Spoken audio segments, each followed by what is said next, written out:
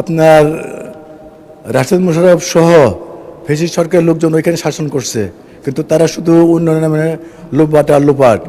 তাই আজ বিগত দিনের 2096 সাল এবং 2001 থেকে 6 পর্যন্ত ওই এলাকায় এমপি ছিলাম আমি, এবং ওই এলাকার দেশনেত্রী সাবেক প্রধানমন্ত্রীর নির্দেশে ব্যাপক উন্নয়ন সাধিত হয়।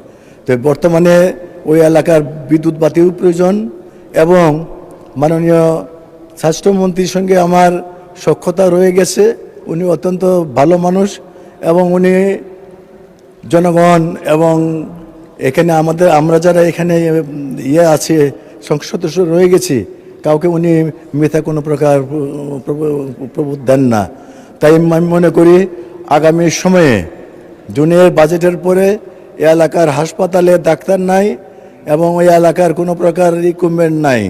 ওই এলাকার যে প্রতিদিনে 250 থেকে 300 রোগী এখানে ভর্তি হয়। ওই এলাকা বিশেষ করে যমুনা এবং ব্রহ্মপুত্র নদী দ্বারা ওই এলাকা নিমজ্জিত এবং ঘেরা। তাই বর্ষাকালে